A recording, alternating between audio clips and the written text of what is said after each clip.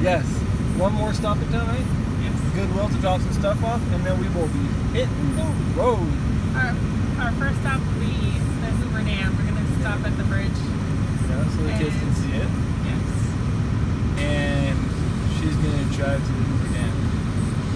She's never driven with a trailer before, so.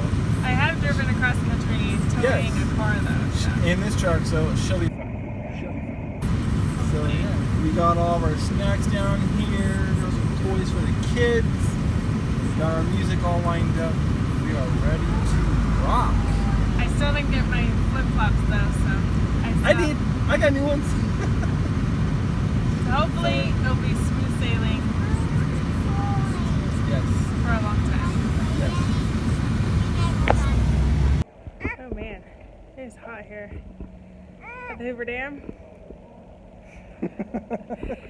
Oh, I think we are here at the Pat Tillman what is the other guy's name? O'Callahan. O'Callahan. The Pat Tillman something O'Callahan Bridge. I remember Pat Tillman because he's from Arizona.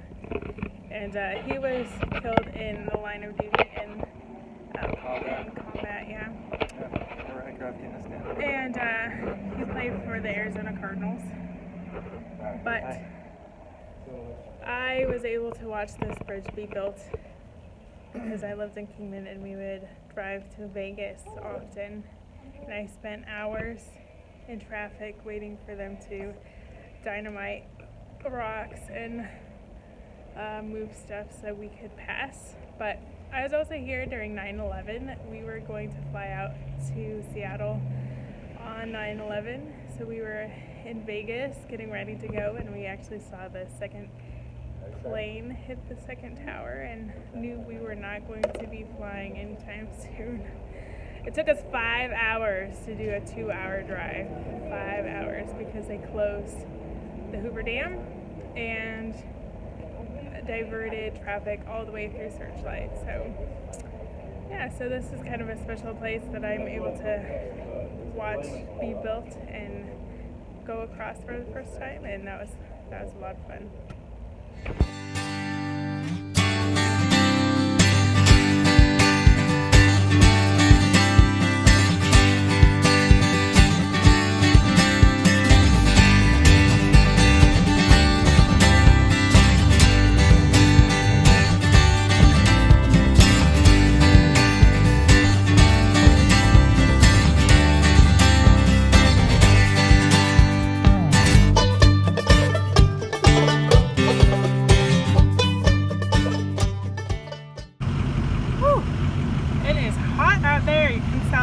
Burning up.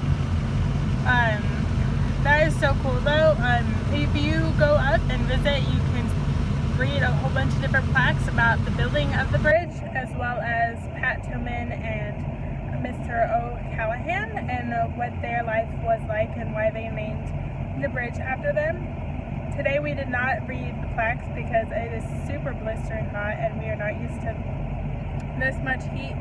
So we just visited and sat in 2 states at one time and came back into air conditioning.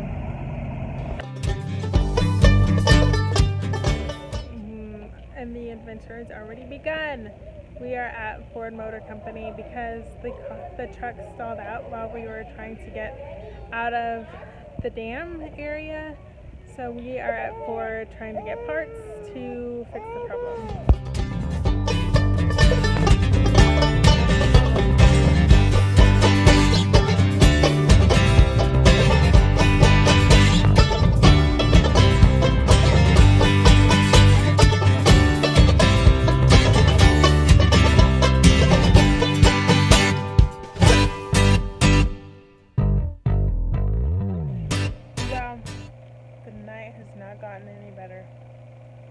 We ended up on the side of the road on Highway 93 in the middle of nowhere because the truck took a dump and it needs an expensive fix.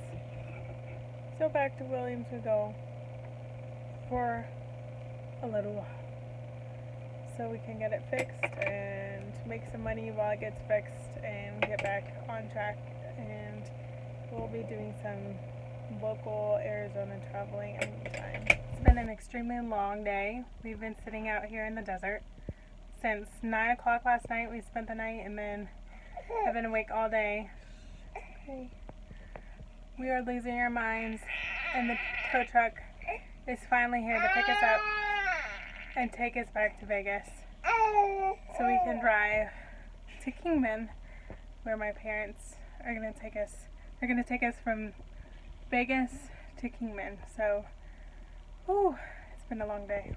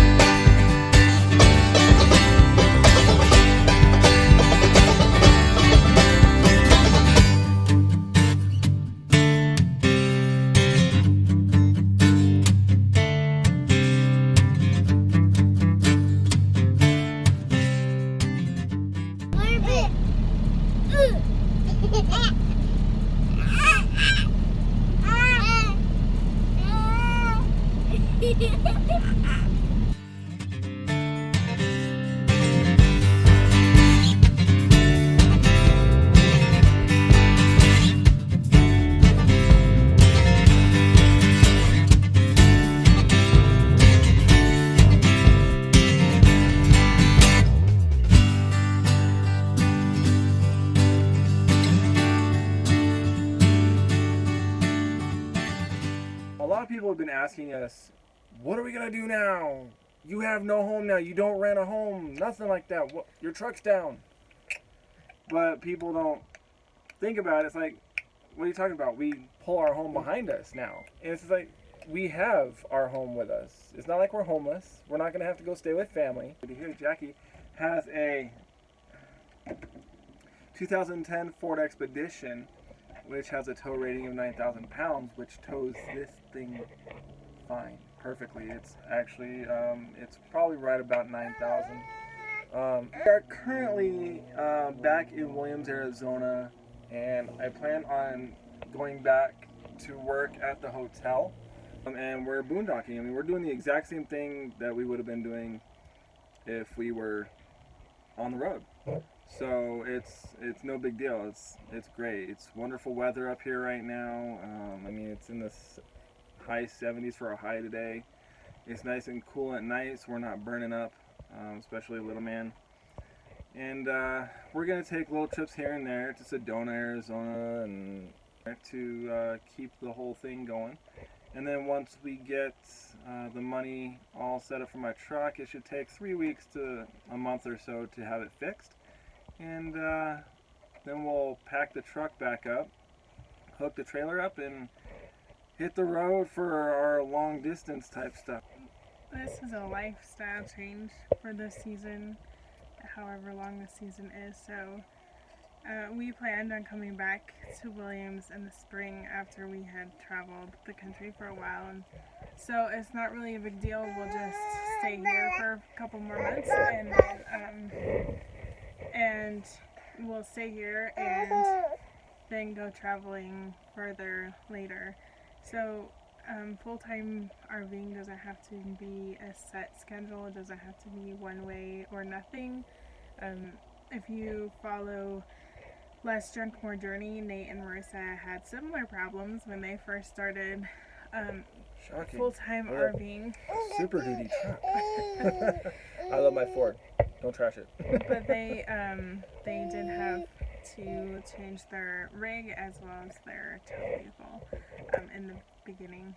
And one of the things that I wanted to do in videoing and sharing our expeditions and our experiences from the beginning is this kind of stuff that happens that you don't plan for, but that happens. And what do you do when you do it? Because, well, you gave up your house.